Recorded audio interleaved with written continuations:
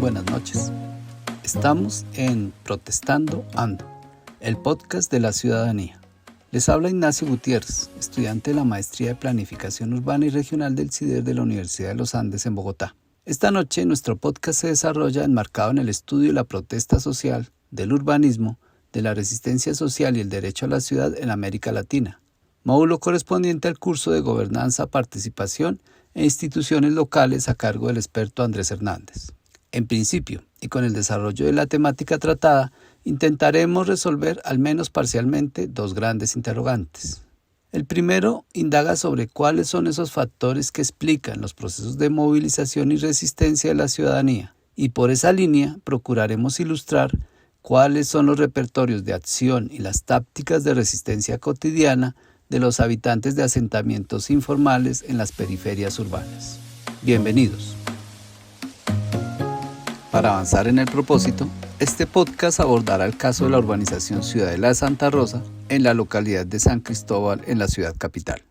Tendríamos que empezar por preguntarnos, ¿quién controla en Colombia las licencias de construcción?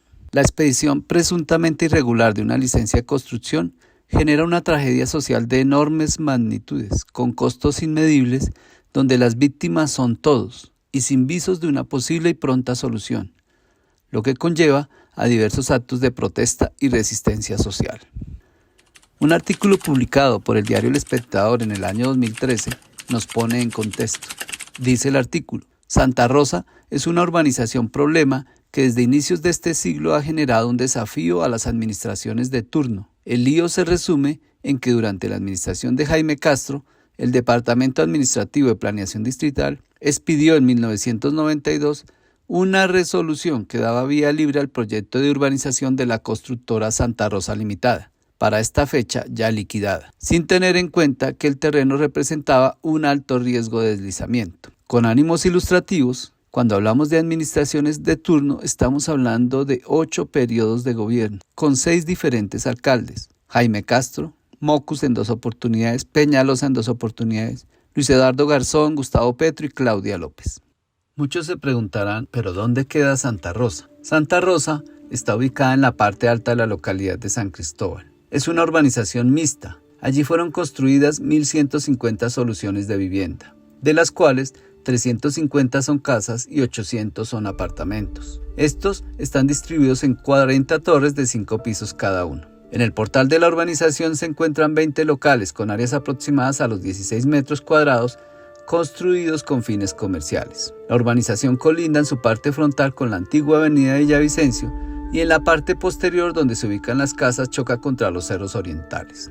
Pero, ¿y cuál es la historia? La urbanización fue construida entre 1992 y 1994. Ya para 1995 estaba habitada en su totalidad. Al menos el 30% de las viviendas fueron entregadas a desmovilizados del conflicto armado, especialmente familias miembros de las autodefensas. Las demás viviendas fueron adquiridas por ciudadanos que veían en la urbanización la realización de un sueño. Sin embargo, no habían transcurrido 5 años y las casas empezaron a presentar agrietamientos cada vez más profundos y humedad en sus paredes y pisos. Como el problema se generalizó, especialmente en las casas, los propietarios se organizaron y requirieron a la constructora, que pronto dejaría de responderles ya que se encontraba en proceso de liquidación y disolución. Mientras que existía, la constructora responsabilizó siempre a la administración distrital por haber autorizado el proceso de construcción y de ocupación de estos inmuebles. Proviene la primera tanda de protesta social. Los afectados, cerca de 400 propietarios, convocaron a sus vecinos de la urbanización para que se unieran a las jornadas de movilización y protesta, con las que pretendían tener atención de las autoridades y por ende una pronta solución de sus problemas. Sin embargo, nunca tuvieron respuesta positiva. En principio fueron comunicados derechos de petición, pronto convocatorias a reuniones con taponamientos de la vía principal, en horas pico, congestionando el transporte y afectando a residentes de al menos 30 barrios vecinos. Primero fue una, pronto fueron 5 complejas e intensas jornadas de protesta, y la única respuesta común era la presencia de la policía para disolver la manifestación de inconformidad ciudadana. Ante la falta de resultados, y de encontrar dolientes para la causa, las protestas se trasladaron, en principio a la sede de la alcaldía local, luego a planeación y finalmente a la sede del gobierno distrital. Lo máximo que se obtuvo fue la conformación de una mesa de trabajo, liderada en ese entonces por el alcalde local y con la promesa del acompañamiento de la institucionalidad plena del distrito. Producto de ese espacio,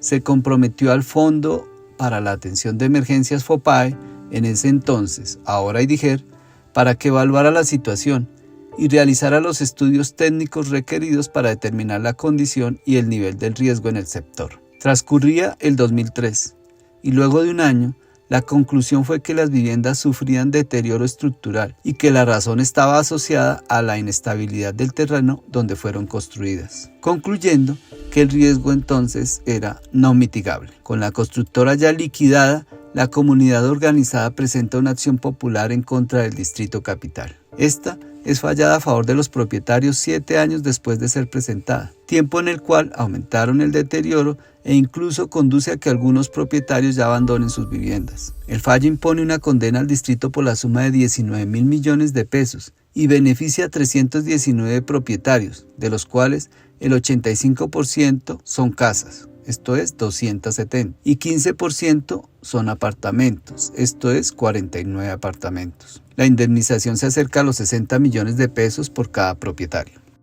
Hora de las benditas particularidades. Debiera creerse que suplido el fallo, pues situación resuelta. Fíjense que no. Aparecen algunas particularidades. La acción popular y por ende el fallo solo involucra el 27% de la totalidad de viviendas. De las 350 casas, solo el 77% hace parte de la acción popular. El 23% de propietarios restantes que no hacen parte de la acción presenta dificultades con su hipoteca y por ende no tienen la titularidad sobre el bien. Los apartamentos afectados, aun cuando presentan menor intensidad de daño, aún así son cobijados por el fallo. Estas particularidades del proceso, no muy bien cotejadas por el juez, juegan una muy mala pasada y se constituyen en un generador de conflicto muy complejo. Pero veamos por qué. La consideración final del fallo del juez contempló el informe de la FOPAE como principal insumo para tomar una decisión. Al concluir que se trata de un riesgo no mitigable, eso suponía que una vez desocupado el bien y entregado al distrito,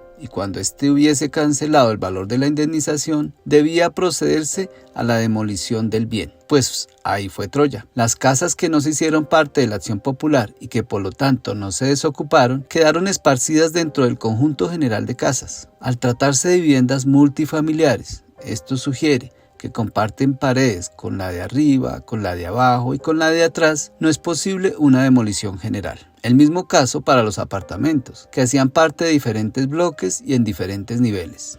Como dice el adagio popular, a papaya puesta, papaya partida. Ante la inacción de la administración distrital en su conjunto y a sabiendas que, con el fin de completar los dineros del fallo, la decisión fue obtener recursos de diferentes entidades del distrito a cambio de titularles un número predeterminado de predios, quedaron muchos responsables, pero ninguna posibilidad de unificar decisiones. La comunidad residente de la urbanización, a través de sus líderes y representantes, habían alertado a la administración de los riesgos de que una invasión masiva a los predios se presentara, de los movimientos extraños que habían detectado, de las dificultades que si la invasión ya estaba produciendo tal número de viviendas abandonadas. Lo anterior se puede certificar en los testimonios anotados en las actas que quedaron producto de las múltiples reuniones propuestas por esta comunidad a las administraciones local y distrital. Entretanto, y ante tal desidia administrativa, sucedió lo pronosticado. Un grupo de tierreros afro proceden a feriar entre 2 y 3 millones de pesos los predios abandonados y en un abrir y cerrar de ojos, tanto las casas como los apartamentos fueron ocupados por familias afro, la mayoría desplazadas del conflicto y provenientes del Pacífico colombiano, otros simplemente algunos oportunistas. Una familia promedio de estos ocupantes irregulares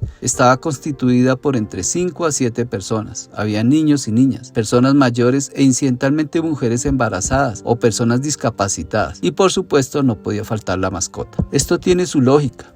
En caso de pretenderse una recuperación por la fuerza, las poblaciones vulnerables se constituyen en un buen escudo protector. En esto los autores intelectuales no improvisaron. Cabe mencionar que estas familias llegaron a casas totalmente desvalijadas, de cocinas, puertas, ventanas, unidades sanitarias, pisos y en algunos casos techos. Sucede entonces la segunda generación de la protesta social. Los residentes regulares de la urbanización, propietarios y arrendatarios, preocupados ante la invasión masiva, ante las deficientes condiciones higiénico-sanitarias de los ocupantes, ante los conflictos reiterados entre las comunidades invasoras y también, pero muy especialmente, por las complejas situaciones de inseguridad asociadas al aumento de la delincuencia, de riñas y de homicidios que por esa época se hicieron muy frecuentes, pero igual por la comercialización y el consumo de estupefacientes y por una práctica mucho más irregular aún, consistente en que los ocupantes primarios, esos que pagaron entre 2 y 3 millones, fueron luego expulsados de manera violenta para entregar el bien a familias que pagaban entre 5 y 7 millones, y posteriormente estos porque había quienes ofrecían 10 millones y más. Ante tal monstruosidad de problema, la reacción de la administración se limitó a campañas y jornadas de salud y de integración social para las familias ocupantes, censos para establecer la condición de víctimas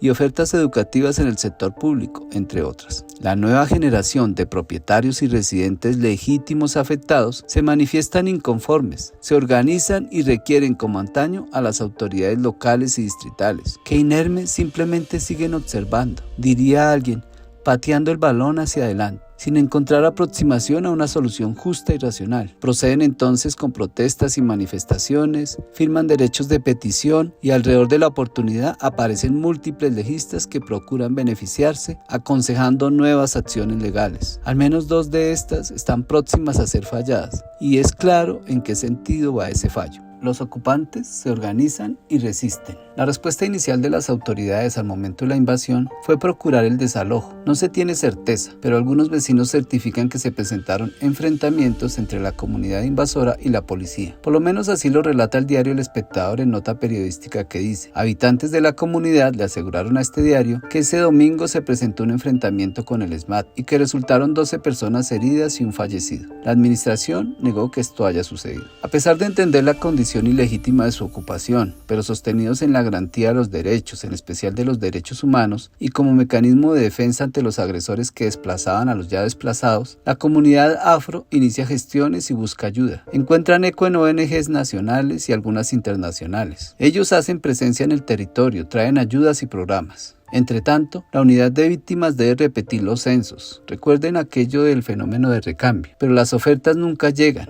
menos las ayudas definitivas. Por su parte, la administración sigue goteando ayudas, acciones solidarias y especialmente haciéndole el quite al tema. Ellos viven diariamente entre las dificultades sociales de base, la falta de empleo, las escasas oportunidades para adolescentes y jóvenes. Le acechan los peligros de la calle. Aparece el consumo, luego la delincuencia. En la comunidad, porque son comunidad, hay niñas que crecen y pronto se embarazan. Y así continúa sin alivio esta cadena de dolor inmenso. Con el tiempo, algunos han mejorado sus casas prestadas, luchan entre la informalidad y la precariedad de un salario mínimo, pero también los acechan los malos, los que los trajeron y ahora los quieren sacar. No demoraron en aparecer los brotes de discriminación y de recriminación de las comunidades vecinas. Para muchos, ellos son los malos. A hoy, esta historia de dolor y drama completa 20 años. Todos resisten y esperan que pronto cese la horrible noche. Finalizada la ilustración resumida de la situación real de la urbanización Ciudadela Santa Rosa, presentamos las siguientes conclusiones. 1.